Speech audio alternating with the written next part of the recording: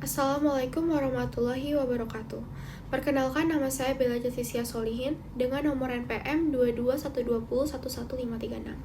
Pada kesempatan kali ini, di tugas video hukum kepalitan, saya akan membahas dan menganalisa putusan pilot PT Barata Indonesia dengan nomor putusan 12 garing Perdata Khusus Pilot garing 2024 garing Pengadilan Negeri Niaga Surabaya. Yang pertama ada pemohon dan termohon pilot di putusan ini. Sesuai dengan Undang-Undang Nomor 37 Tahun 2004 tentang kepilotan dan PKPU, dalam putusan ini pemohon pilotnya ada dua, yaitu ada PT Sunfake Indonesia sebagai pemohon pilot 1 dan PT Seco Tools Indonesia sebagai pemohon pilot 2. Sesuai dengan Undang-Undang kepilotan dan juga PKPU, pemohon pilot ini di sini adalah kreditor yang memiliki tagihan terhadap debitor. Lalu untuk termohon pilotnya ada PT Barata Indonesia, dan juga sesuai dengan Undang-Undang Kepilotan, termohon pilot adalah debitur yang dimohonkan pilot karena tidak mampu membayarkan utangnya. Lalu selanjutnya ada alasan permohonan pilot. Alasan permohonan pilot yang diajukan oleh kepada PT Barata Indonesia adalah karena PT Barata Indonesia ini memiliki utang yang sudah jatuh tempo dan dapat ditagih kepada para pemohon.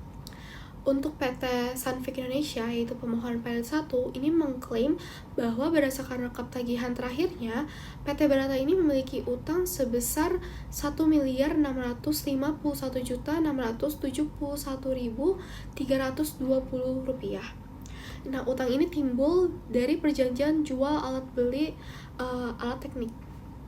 Lalu untuk PT Seco Tools Indonesia sebagai pemohon pilot 2, berdasarkan surat konfirmasi rekap nilai tagihan, PT Barata ini memiliki tagihan utang sebesar Rp47.626.974. Nah, utang ini timbul dari perjanjian jual beli alat berupa cutting tools. Nah, dasar pembenar berdasarkan Undang-Undang Kepilotan ini ada pada pasal 2 ayat 1, di mana menyatakan bahwa permohonan pernyataan pilot dapat diajukan oleh kreditor apabila debitor ini mempunyai dua atau lebih kreditor dan tidak membayar sedikitnya satu utang yang telah jatuh tempo dan dapat ditagih. Nah, dalam kasus ini terlihat PT Barata ini memiliki lebih dari satu kreditor dan juga tidak mampu membayar utang dari kedua kreditornya. Lalu selanjutnya adalah alasan putusan majelis hakim. Untuk alasan putusan majelis hakim di sini sebenarnya dalam ketentuan hukum, debitor ini dinyatakan pilot apabila memenuhi syarat, yaitu yang pertama seperti yang saya sudah jelaskan sebelumnya, mempunyai dua atau lebih kreditor dan juga tidak membayar lunas sedikit satu utang yang telah jatuh waktu dan dapat ditagih. Nah, tapi untuk putusan ini hakim menolak permohonan pilot karena yang pertama, proses PKPU yang sudah diselesaikan. Jadi termohon mengklaim bahwa mereka telah menjalani dan menyelesaikan proses penundaan kewajiban pembayaran utang PKPU. Dalam proses tersebut, termohon menyampaikan rencana perdamaian yang disetujui oleh mayoritas kreditur melalui pemungutan suara atau voting. Nah, hal ini menunjukkan bahwa termohon telah berupaya untuk memenuhi kewajibannya untuk membayar utang dan mendapatkan persetujuan dari kreditor.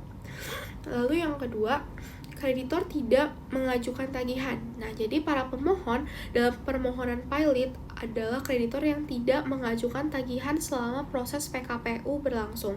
Keterangan saksi-saksi yang dihadirkan oleh kedua belah pihak mendukung fakta ini, di mana pemohon terklasifikasi sebagai kreditur dagang terlebih dahulu. Ini menunjukkan bahwa mereka tidak berpartisipasi aktif dalam proses PKPU yang dapat menjadi alasan untuk menolak permohonan pilot.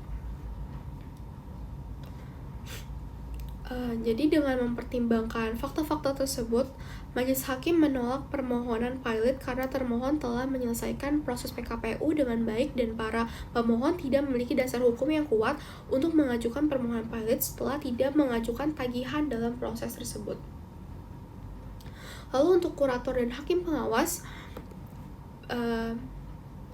di sini pemohon pilot mengajukan kurator yaitu Hendrik Handoyo-Logito sebagai kurator termohon pilot. Nah, ini berdasarkan pengaturan Undang-Undang Kepilotan terkait kurator dan hakim pengawas.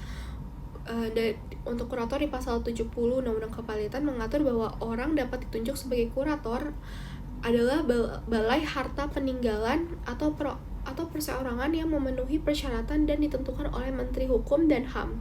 Kurator bertugas untuk mengatur dan membereskan harta pilot debitur. Dan untuk hakim pengawas diatur dalam pasal 66 Undang-Undang Kepilotan, yaitu bertugas untuk mengawasi kinerja kurator dalam mengurus harta pilot dan memberikan laporan kepada hakim pengadilan niaga. Nah, untuk akibat putusan pernyataan pilot, karena putusan pilot tersebut itu ditolak oleh hakim, jadi debitur tetap dapat mengelola aset. Dengan penolakan permohonan pilot, debitur dalam hal ini itu PT Barata Indonesia tetap memiliki hak untuk mengelola dan menguasai asetnya. Nah, hal ini tuh beda kalau misalnya diterima putusan pilotnya, di mana kontrol atas aset PT Barata Indonesia ini beralih kepada kurator yang ditunjuk oleh pengadilan. Lalu selanjutnya, kreditor tidak dapat menagih secara langsung. Jadi meskipun permohonan pilot ditolak, kreditor yang tidak mengajukan tagihan dalam proses PKPU tetap harus mengikuti prosedur yang ada.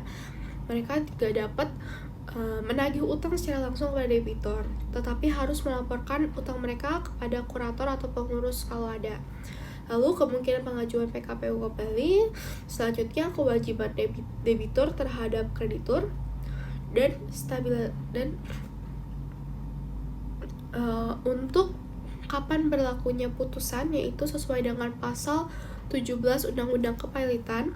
Putusan pernyataan pilot ini berlaku sejak tanggal diucapkannya putusan tersebut dan segera diumumkan oleh kurator dalam Berita Negara Republik Indonesia BNRI dan paling sedikit 2 surat kabar harian yang beredar secara nasional. Baiklah, sekian dari saya mengenai video analisis putusan pilot nomor 12 garing PDT Perdata Khusus Pilot 2024 garing Pengadilan Negeri Niaga Surabaya. Kurang lebih saya mohon maaf. Terima kasih. Wassalamualaikum warahmatullahi wabarakatuh.